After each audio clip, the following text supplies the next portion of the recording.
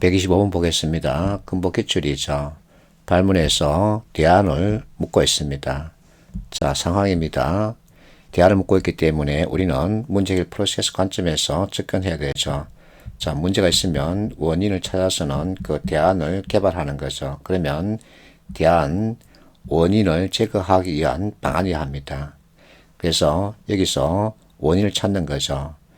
이유는 때문이다. 그러면 저가 화장품이라는 브랜드 이미지, 이것이 원인에 해당되는 거죠.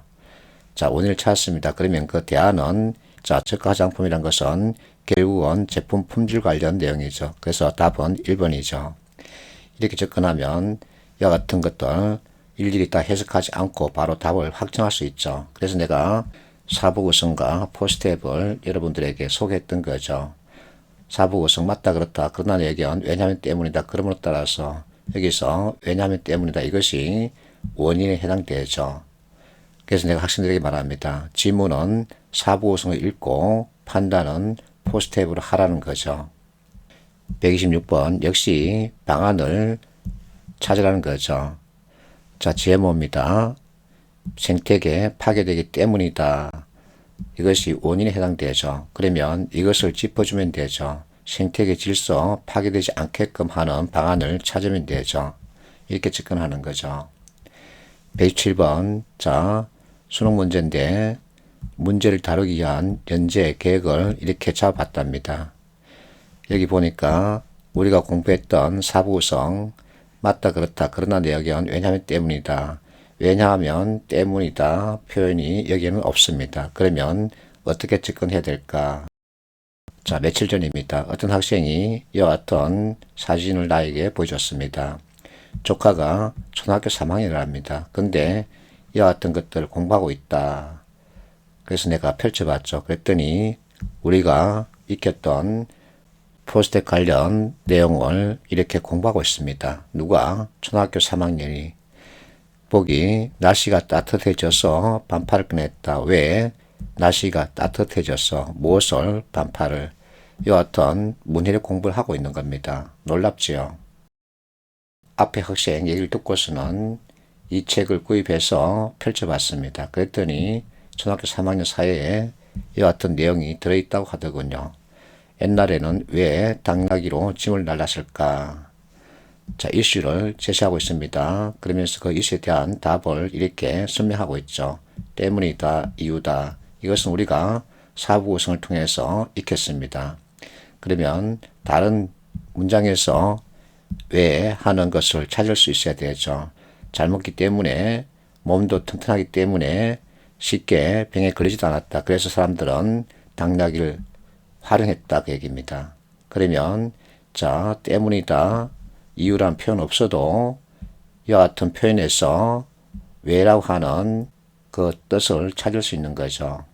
그럼 이제 이 문제 쉽게 접근할 수 있습니다. 자, 연재 계획 일부를 볼게요. 산업 현장 흔들린다. 이것은 내 눈앞에 펼쳐져 있는 모습이죠. 즉 문제입니다. 그러면 원인을 찾아야 되겠죠. 이래서 부족하다. 이것이 원인에 대한 설명이죠. 이렇게 확보해야 한다. 이것은 대안입니다. 자, 애군 이렇다. 이것은 사례죠. 우리가 공부했던 내용 그대로입니다. 1번 보세요. 기사 신뢰성을 높이기 위해서 제1, 2부 객관적인 통계자료 추가로 제시한다. 객관적인 통계자료 추가로 제시하면 그만큼 내용의 신뢰성을 높일 수 있죠. 좋은 방안입니다. 2번 F 제3부 내용이 어울리지 않는다. F 찾아갑니다. 자, 특허 출원 증가율이 감소하고 있답니다. 이것은 어떤 내용에 해당될까? 제2부에서 활용한다. 제2부는 원인에 대한 설명이죠. 자, 감소하고 있다. 이것은 내 눈앞에 펼쳐져 있는 모습이죠. 그래서 제1부로 가야 되죠. 근데 2부로 가야 한다. 그래서 잘못 짚었죠. 3번 G 관련 내용이 없으므로 활용하지 않는다. G는 이익에 대해서 언급하고 있습니다. 자, 연재 계획에는 if에 해당되는 내용이 없습니다. 이익은 if에 해당되죠. 기대하는 것에 대한 내용입니다. 즉, 떡에 대한 얘기죠. 그래서 활용하지 않는다. 맞습니다. 4번 제3부 보강하기 위해서 이와 같은 내용 추가로 수집한다. 그러면 역시 신뢰성을 높일 수 있죠. 5번 자, 논리적 흐름을 고려하여 3부와 4부 순서를 바꾼다. 자, 3번은 대안입니다. 4번은 그 사례죠. 자, 포스트 공부할 때 how 사례를 먼저 제시하고 나서 그 대안을 던지면 상대방 머리가 빨리 돌아간다. 즉 이해가 빨라진다. 이렇게 내가 설명했었죠. 그래서 답은 2번이죠. 이처럼 포스트를 익히면 이와 같은 어려운 문제의 답도 쉽게 찾을 수 있습니다. 128번은 피시 문제죠. 자, 현황 분석에 들어갈 내용을 보기 위해서 찾으라는 겁니다. 현황 분석이 여기 있습니다. 자, 보니까 이용자 불만 증가, 상담 수요 폭증이죠. 그러면 우리가 공부했던 그대로 내 눈앞에 펼쳐져 있는 모습이죠. 현상입니다. 현상은 문제죠. 자, 2번 정책 방안. 이것은 결국은 대안이죠. 자, 문제 잡히고 대안 잡혔습니다. 그러면 이 사이에는 뭐가 들어가야 될까요? 원인에 대한 내용이 들어가야 되죠. 결국은 이 복이 원인 찾으라는 겁니다. 자, 기억을 보세요. 감소 효과 전망. 이것은 if에 해당되죠. 원인이 아닙니다. 그래서 빠집니다. 니은 보세요. 자, 알지 못해서 그래서 이게 이유, 원인이죠. 자, 전년 대비 증가했다. 자, 니은은 원인을 짚긴 짚었는데 현황과 대안 서로 연결이 되느냐? 안 되죠. 그래서 잘못 짚었죠. 이것을 보세요. 자, 전화가 폭주했기 때문이다. 때문에 잡혔습니다.